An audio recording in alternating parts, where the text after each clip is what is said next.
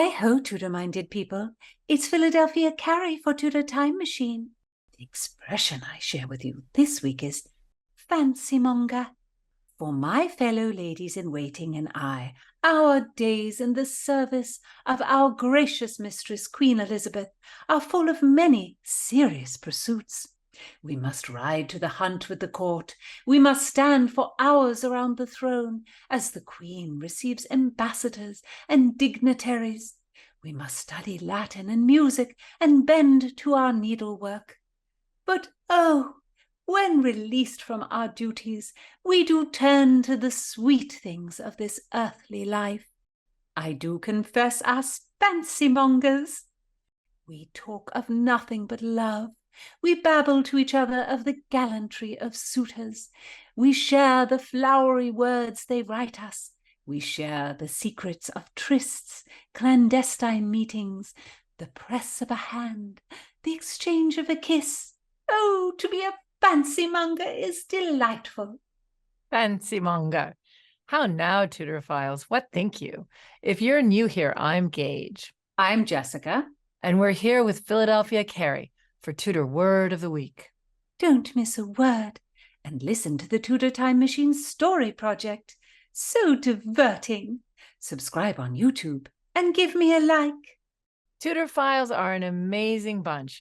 Every one of you has the wit of Rosalind, who we will hear more about, and the heart of Cordelia. Can you give us the spelling of Fancymonger, Philadelphia? It is spelled Fancymonger.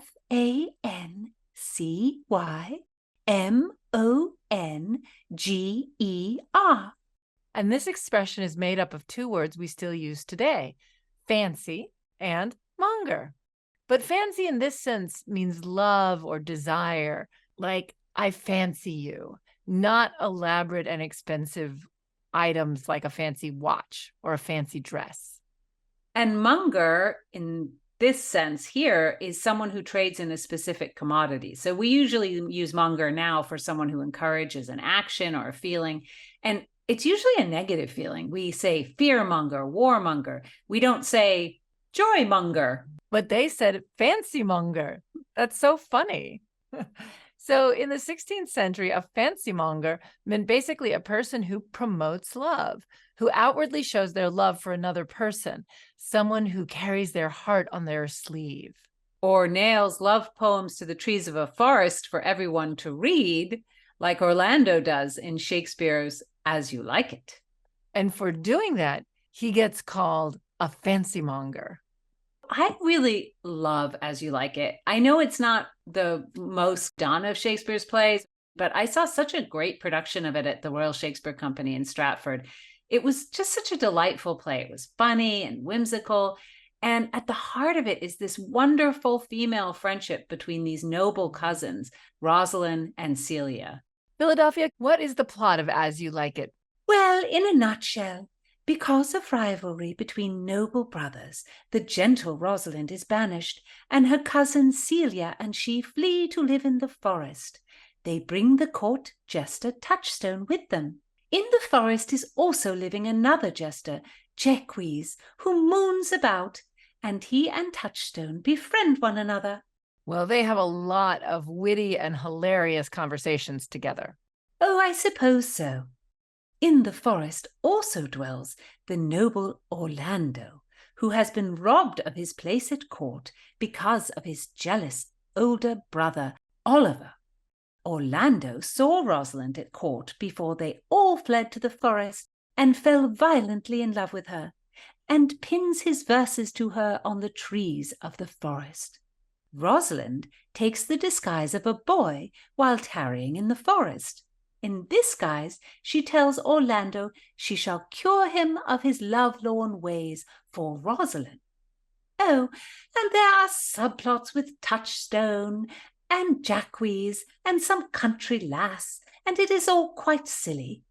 At the end, all is restored, and the nobles are reinstated at court, and Rosalind and Orlando are united, and Oliver has a complete change of heart, and in the end, he and Celia, who we have never seen meet on stage, marry. It is a silly affair. But Rosalind is Some would say the greatest wit, even greater than Falstaff, that Shakespeare ever created. I love Rosalind. Is it that you really don't like the play, Philadelphia? Oh, ho-hum, I do not like the pastoral. I prefer Master Shakespeare's plays that are set in more noble haunts, at the courts of the great, in the cities of Italy, in the Egypt of the fiery Cleopatra, in the Rome of Caesar. Master Shakespeare pretends the forest to be a utopia, but I do not believe him. The forest is a nasty place, full of insects and beasts and brambles that catch one's dress and mud that splatters one's shoes. But Midsummer Night's Dream takes place in a forest, and you admire that play, don't you? 'Tis so, but that is a forest full of fairies, and the king and queen Titania and Oberon. That is a noble forest, and the lovers are noble, and the mood is playful and brilliant. In this As You Like It, the lovers are noble, yes, but they spend the play in woodland dress.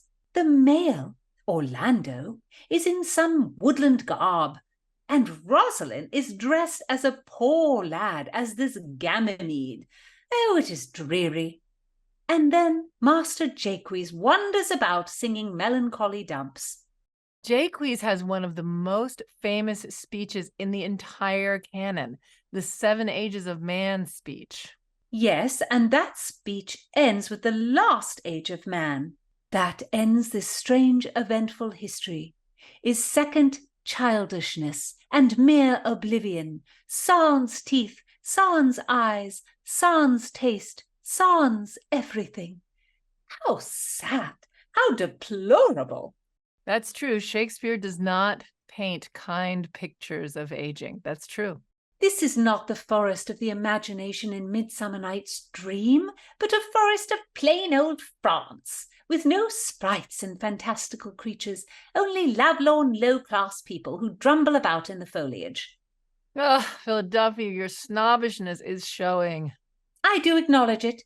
The play is called As You Like It. I like it not thus. All right, then. Let's let Tudor files make up their own minds about this play. Let's listen to this exchange between Orlando and Rosalind, who, remember, is dressed as a boy. And this is where our Tudor word of the week, Fancymonger, is used in As You Like It. There is a man. Haunts the forest. Abuses our young plants with carving Rosalind on their barks. Hangs odes upon hawthorns and elegies on brambles, all forsooth deifying the name of Rosalind. If I could meet that Fancymonger, I would give him some good counsel, for he seems to have the quotidian of love upon him. I am he that is so love-shaked. I pray you, tell me your remedy. There is none of my uncle's marks upon you. He taught me how to know a man in love. In which cage of rushes I am sure you are not prisoner. What were his marks? A lean cheek, which you have not. A blue eye and sunken, which you have not. An unquestionable spirit, which you have not. A beard neglected, which you have not. But I pardon you for that. For simply your having in beard is a younger brother's revenue. Then your hose should be ungartered, your bonnet unbanded, your sleeve unbuttoned, your shoe untied, and everything about you demonstrating a careless desolation. But you are no such man. You're rather point device in your accoutrements, as loving yourself than seeming the lover of any other. Fair youth, I would I could make thee believe I love. Me believe it? You may as soon make her that you love believe it, which I warrant she is apter to do than confess she does. That is one of the points in the which women still give the lie to their consciences. But in good sooth, are you he?